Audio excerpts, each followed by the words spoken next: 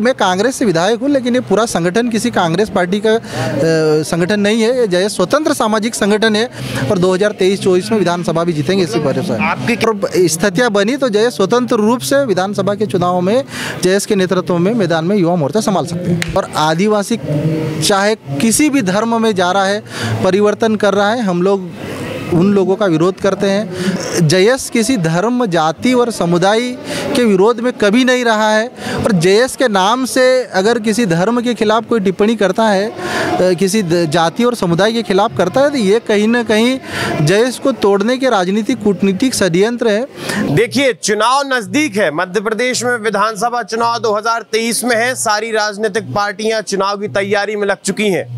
बात भारतीय जनता पार्टी की करी जाए या फिर कांग्रेस पार्टी की, ऐसे में जयश भी अपनी तैयारी के साथ खड़ी हुई है। इस समय हमारे साथ जयश के जो राष्ट्रीय संरक्षक हैं, साथ ही कांग्रेस पार्टी से विधायक हैं, हीरालाल अलावा जी हमारे साथ मौजूद हैं। सर, आपका बहुत बहुत स्वागत है आयुध। क्या तैयारियां 2023 को लेकर जयश की तरफ? जयश मिशन युवा नेतृत्व 2023 और 24 के तहत ऐसे युवाओं को विधानसभा में और लोकसभा में भेजने के लिए ये मिशन का संचालन किया जा रहा है, जो आदिवासियों के संवैधानिक हक और अधिकारों को डंके की चोट पे उठा सके।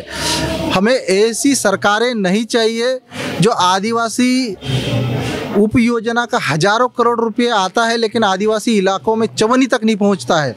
आज आदिवासी क्षेत्रों में स्कूलों की हालत जर्जर होकर गिर रहे हैं। आदिवासी इलाकों में पीएससी सीएससी से ज़्यादा सरकारें आगे बढ़ नहीं पा रही हैं। आदिवासी क्षेत्रों में भूखमरी, पलायन, कुपोषण जैसे गंभीर मुद्दे हैं, लेकिन उन मुद्दों को लेके सरकार, वर्तमान सरकार, भारतीय जनता पार्टी की सरकार हो चाहे कोई भी सरकार हो, आज काम नहीं कर रही। इसलिए आज आदिवासी समाज के युवाओं को एक नए युवा नेतृत्व की जरूरत महसूस हो रही है। समाज की मांग है, समय की मांग है, ये प्रदेश के 2 करोड़ आदिवासियों की मांग है और निश्चित ही नए युवा को हम लोग मिशन युवा नेतृत्व के माध्यम से आगे। सर, आपने कहा कि युवाओं को सदन में जाने की आवश्यकता है क्योंकि वो आदिवासियों की, जनजातियों की सर आवाज उठा सके। ऐसे में आपको क्या लगता है कि कांग्रेस पार्टी से जाएंगे कि भारतीय जनता पार्टी से, या फिर जयश अपनी खुद की पार्टी बनाएगी? क्योंकि चुनाव लड़ना तो जरूरी है, चुनाव लड़ने के लिए एक दल की आवश्यकता है। जयश स्वतंत्र रूप से किसी भी राजनीतिक दल की सपोर्टर में आज की तारीख में नहीं है। कांग्रेस की भी नहीं, चूंकि आप कांग्रेस से विधायक। बिल्कुल, मैं कांग्रेस से विधायक हूं, लेकिन ये पूरा संगठन किसी कांग्रेस पार्टी का संगठन नहीं है। ये जयश स्वतंत्र सामाजिक संगठन है और इस सामाजिक संगठन, वैचारिक संगठन, इस क्रांतिकारी संगठन का उद्देश्य है कि देश की लोकतांत्रिक व्यवस्था को मजबूत करने के लिए, लोकतांत्रिक मूल्यों को मजबूत करने के लिए विधानसभा और लोकसभा में आदिवासी समाज के ऐसे युवा जाए जो किसी राजनीतिक पार्टी के कठपुतली नहीं बने, स्वतंत्र रूप से उनके मुद्दों की आवाज़ विधानसभा में उठाए, लोकसभा में उठाए और उनके हक और अधिकार के लिए लड़ाई लड़े। उसी मिशन के तहत सामाजिक रूप से ये संगठन नए युवाओं को प्रेरित कर रहा है और निश्चित ही 2023 के विधानसभा और लोकसभा 2024 में नए युवाओं को हम भेजेंगे और आदिवासियों का हक और अधिकार दिलाएंगे। मतलब अगर आदिवासी युवा है तो अगर भारतीय जनता पार्टी चाहे तो वो टिकट दे सकती है, कांग्रेस पार्टी चाहे तो वो टिकट दे सकती है, आप समर्थन युवा का करें? हमारे संगठन किसी भी राजनीतिक दल के समर्थन में आज की तारीख में नहीं है। 2023 आने वाला वक्त तय करेगा। हमारे मुद्दे, हमारी एजेंडे, आज जल जंगल जमीन की लड़ाई, अनुसूची 5, अनुसूची 6, बेरोजगारी, पलायन जैसे, कुपोषण जैसे गंभीर मुद्दे हैं। उन मुद्दों के लेकर राजनीतिक पार्टियों का क्या एजेंडा है और क्या आदिवासियों को अभी तक जिन राजनीतिक दलों ने 70 सालों में गुमराह किया है, वो राजनीतिक पार्टी वास्तव में उनका हक और अधिकार दिलाना चाहती है, ये 2024-23 में पता चलेगा। लेकिन आज की तारीख में जयश स्वतंत्र युवा नेतृत्व की तैयारी कर रहा है और ग्राउंड लेवल पे पंचायत चुनाव में बड़ी संख्या में 500 से 1000 के लगभग जिला जनपद सरपंच चुनाव, जनपद सदस्य और जिला पंचायत चुनाव जीते हैं और 2023-24 में विधानसभा भी जीतेंगे इसी वजह से। आपके कहने का मतलब ये है कि जब मैनिफेस्टो तैयार होगा, आदिवासियों के हित की जब बात होगी, उसके बाद हम दल को समर्थन देंगे। वो वही मैं पूछ रहा हूँ कि भारतीय जनता पार्टी अगर सपोर्ट में बोलेगी तो उसका समर्थन करेंगे या फिर कांग्रेस पार्टी सपोर्ट में बोलेगी उसका समर्थन? दल के समर्थन की घोषणा हम आज की तारीख में नहीं करने वाले। इसका फैसला 2023 में तय करेगा, संगठन तय करेगा और पूरा संगठन, इसमें 15 से 20 लाख युवा जुड़े हुए हैं और इस संगठन की बॉडी वो तय करेगी। लेकिन आज की तारीख में जयस दे सकते हैं जो भी आज की तारीख में स्वतंत्र रूप से जयस, बिल्कुल आप विधायक जी बात नहीं कर रहे हैं, बिल्कुल आज जयस किसको समर्थन करेगा ये आज की तारीख में तय नहीं कर सकते हम लोग। और किसी भी पार्टी के पीछे भागने वाला संगठन नहीं है, ये स्वाभिमानी संगठन है, स्वतंत्र संगठन है। जो इसकी बात मानेगा, जो बात सुनेगा वो वक्त बताएगा और स्थितियां बनी तो जयस स्वतंत्र रूप से विधानसभा के चुनाव में जयस के नेतृत्व में मैदान में युवा मोर्चा संभाल सकते हैं। फिर आप कांग्रेस पार्टी की जगह जयस से चुनाव लड़ेंगे? देखो, मेरा एक व्यक्ति का संगठन नहीं है, इसमें 20 लाख सदस्य जुड़े हुए हैं। इस संगठन की बॉडी है और ये संगठन बहुत बड़ा संगठन है। हीरा अलावा पूरा जयस संगठन नहीं है, ये प्रदेश के करोड़ों आदिवासियों को समझने की जरूरत है। और डॉक्टर हीरा अलावा विधायक आज है, लेकिन पूरा संगठन किसी पार्टी का संगठन नहीं है, स्वतंत्र संगठन है। आने वाले समय में संगठन तय करेगा किस पार्टी से समर्थन करे या नहीं करे या स्वतंत्र रूप से लड़े, ये वक्त बताएगा। देखो, वक्त भविष्य में क्या होगा ये किसको पता होता है, भविष्य तो भविष्य होता है। तो आकलन आज से मैं भी घोषणा नहीं कर सकता हूँ, क्योंकि आने वाले समय में महत्वपूर्ण भूमिका है प्रदेश के आदिवासियों की सरकार बनाने में, और जयस जैसे संगठन तय करेगा कि सरकार किसकी। आगे के दिनों में आपकी घोषणा की हमें इंतजार रहेगा। सर, एक और खास बात कि जयस हमेशा आदिवासी वनवासी लोगों की जो है उनके समर्थन में खड़ा होता दिखता है।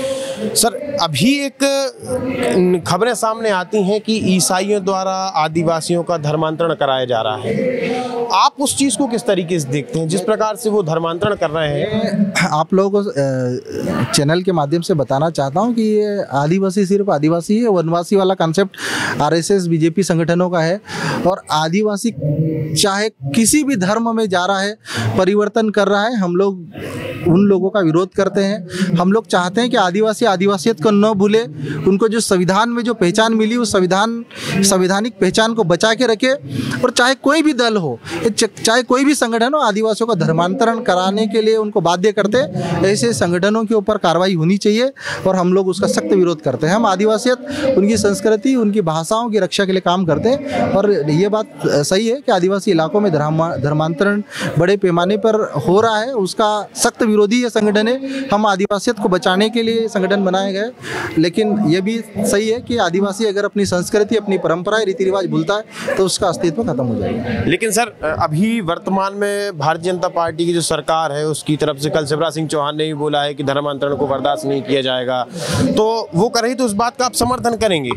देखिए, अब सरकार को तो काम ही है कि कम से कम काम करे, लेकिन शिवराज सिंह चौहान सरकार सिर्फ ये राजनीतिक भाषणबाजी करते हैं। आदिवासियों के वोट बैंक को अपने पक्ष में करने के लिए सिर्फ भाषणों में आदिवासियों का विकास करते हैं। अगर भाजपा समर्थन करेगी कि आदिवासियों का धर्मांतरण नहीं होना चाहिए, तो क्या आप उनके सिर्फ आदिवासियों के धर्मांतरण के मुद्दों पे काम क्यों करे? भाजपा 5वीं अनुसूची की बात क्यों नहीं करती है? भाजपा 6वीं अनुसूची की बात क्यों नहीं कर रही है? भाजपा पेशा कानून की बात क्यों नहीं कर रही है? अगर करेगी तो बिल्कुल भाजपा के इस फैसले का हम लोग स्वागत करेंगे। हमने तो सदन में बोला है कि भाजपा सरकार आदिवासियों के 5वीं अनुसूची को लागू करे, 5वीं अनुसूची पे रूल्स और रेगुलेशन बनाए, उसके एक एक प्रोविजंस पे पार्ट ए बी सी को ग्राउंड लेवल पे इम्प्लीमेंट करे, आदिवासी इलाकों में जो पलायन हो रहा है उसको रोके, योजनाएं बनाए, आदिवासियों को सुरक्षा और संरक्षण दे। लेकिन ये बात भी सही है कि मध्य प्रदेश एकमात्र ऐसा राज्य बन चुका है देश में जहाँ पर भारतीय जनता पार्टी के शासन में आदिवासियों के ऊपर सबसे ज़्यादा शोषण, अत्याचार और बर्बरता हो रही है। तो माननीय मुख्यमंत्री जी से मैं कहना चाहता हूँ कि जनजाति गौरव दिवस मनाने से आदिवासियों को भला नहीं होने वाला। माननीय मुख्यमंत्री जी, आज उनको सुरक्षा चाहिए, उनको संरक्षण चाहिए, उनको उनका हक और अधिकार चाहिए, उनको रोजगार चाहिए। आज बेरोजगार आदिवासी युवाओं को पलायन से रोकने के लिए नई योजनाएं चाहिए, उसके लिए अधिनियम लाइए और विधानसभा में आदिवासियों को सुरक्षा प्रदान करने के लिए नई विधेयक पेश कीजिए। अब चूंकि डॉक्टर साहब आप अपना मूल काम छोड़ के समाज के हित में आगे बढ़े हैं, राष्ट्रीय संरक्षक हैं, आप एम्स से आपने पढ़ाई की है, एम्स में आप पदस्थ थे, तो सर जिस प्रकार से छत्तीसगढ़ में कांग्रेस की सरकार है, अगर वहाँ का रेशियो देखा जाए, डेटा देखा जाए, तो वहाँ पर मध्य प्रदेश से ज़्यादा वनवासी आदिवासी जितने भी हैं वो ज़्यादा शोषित हैं, उनका लिटरेसी रेट जो है कम है। इस विषय में क्या कहेंगे? वहाँ पर आपको आपके चैनल के माध्यम से मैं बताना चाहता हूँ, अभी नेशनल क्राइम ब्यूरो की जो आंकड़ा जारी हुआ है, मध्य प्रदेश देश का एकमात्र ऐसा राज्य है जहाँ पे आदिवासियों के ऊपर सबसे ज़्यादा बर्बरता है, सबसे ज़्यादा शोषण है, सबसे ज़्यादा आदिवासी जेल में है, सबसे ज़्यादा आदिवासी कुपोषित है, सबसे ज़्यादा आदिवासी महिलाएं प्रेगनेंसी के दौरान मर जा रही है, सबसे ज़्यादा आदिवासी बच्चे 1 साल की उम्र में मर जा रहे हैं। तो वर्तमान में तो जो नेशनल क्राइम ब्यूरो की रिपोर्ट है वो तो मध्य प्रदेश की ओर इशारा कर रही है, लेकिन अगर छत्तीसगढ़ में भी हो रहा है तो वहाँ की सरकार को कदम उठाना चाहिए, काम करना चाहिए, आदिवासियों को सुरक्षा और संरक्षण देना चाहिए। निश्चित ही सरकार किसी भी पार्टी की हो, लेकिन आदिवासियों के ऊपर शोषण बर्बरता हम लोग किसी भी कीमत पे बर्दाश्त नहीं करेंगे। सर, अभी मैं कार्यक्रम देख रहा था तो ओबीसी, भीम आर्मी और जयेश मिलके एक साथ तीनों मिलेंगे और फिर चुनाव लड़ेंगे, ऐसी बात भी सामने आई थी 2023 का। तो इसको लेकर क्या कहेंगे? क्योंकि सर कभी कभी ये देखने को मिलता है सोशल मीडिया वेबसाइट पे, ये अगर मेरा व्यक्तिगत मत हो आपका हो, तो सोशल मीडिया वेबसाइट पे ये होता है कि जयेश के कार्यकर्ता होते हैं, वो आदिवासियों के हित में बात करने की जगह हिंदुओं के ऊपर गाली गलौज करते हैं। एक बार आपने भी इस चीज़ की सफाई दी थी कि ये जो, तो इस विषय में जयेश सामने क्यों नहीं आता? मैं आपके माध्यम से, चैनल के माध्यम से प्रदेश के करोड़ों नागरिक बंधुओं से मैं कहना चाहता हूँ कि जयेश किसी धर्म, जाति और समुदाय के विरोध में कभी नहीं रहा है। और जयेश के नाम से अगर किसी धर्म के खिलाफ कोई टिप्पणी करता है, किसी जाति और समुदाय के खिलाफ करता है, तो ये कहीं ना कहीं जयेश को तोड़ने के राजनीतिक कूटनीतिक षड्यंत्र है। जयेश का कोई भी पदाधिकारी, राष्ट्रीय स्तर का, प्रदेश स्तर का, चाहे जिला स्तर या चाहे ग्राम स्तर का कोई पदाधिकारी ऐसे कोई स्टेटमेंट नहीं जारी करता है। और अगर कोई जारी करता है तो तुरंत उसके ऊपर हम कार्रवाई करते हैं और उसके ऊपर उसको संगठन से बाहर कर दिया जाता है।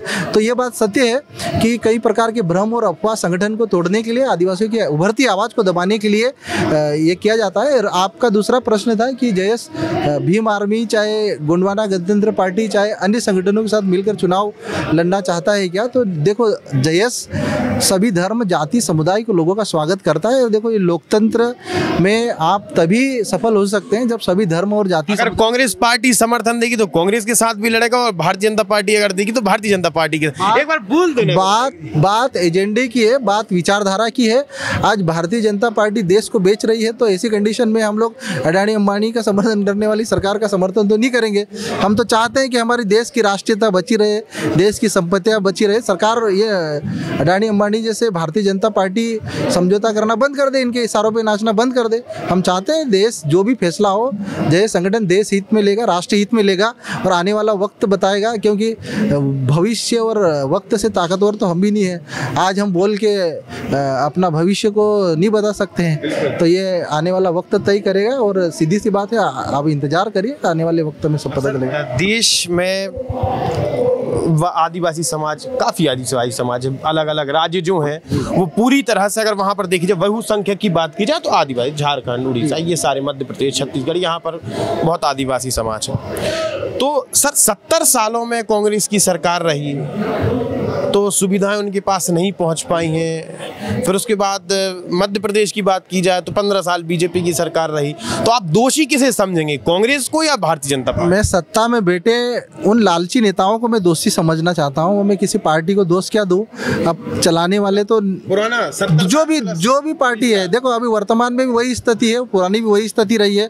तो लोगों की मंशा कहीं ना कहीं आदिवासियों के प्रति नफरत भरी मंशा रही है।